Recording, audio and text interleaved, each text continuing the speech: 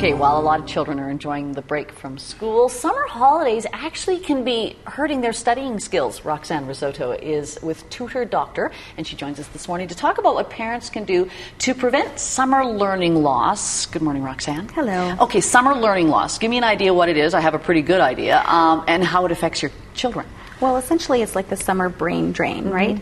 If you think about athletes, if they took 2 months off of what they were doing, let's say running. If you took 2 months off of running, and even if you just, of course, you're still walking, maybe you're hiking, you're doing other things, but you're not running, and you get back into running, obviously it's going to take a while to get back up to where you were before. Okay. And it's the same thing with the child's brain during the summer. Right. Okay, so how do we keep that brain engaged? Because, I mean, they are doing different things, but not the things that they are used to doing in school. That's right, and I think that parents tend to give their child sort of a holiday, right? They get to play video games, play with their friends, do that kind of thing. Right.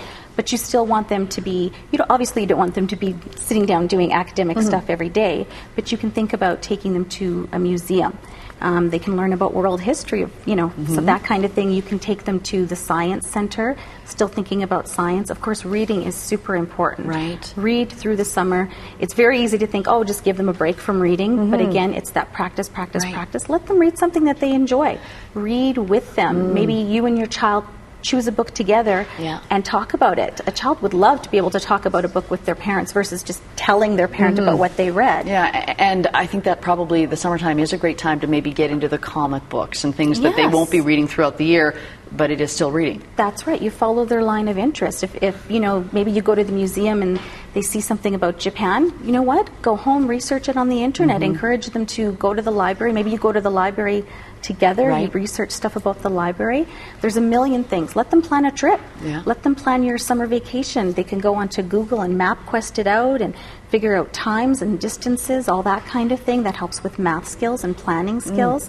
Let them do menu planning.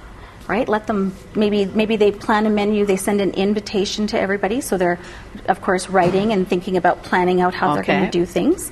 You could encourage your guests, or maybe even you, to write a review of the meal, and then maybe you cook and they get to write a review of the meal. I mean, a child would love to be able to write a review of what they thought of dinner. Subtle ways of keeping that mind working. I love those ideas for sure. Unfortunately, my child, she is still sleeping, so she has missed all of that helpful advice. Rozanne, thanks so much for this.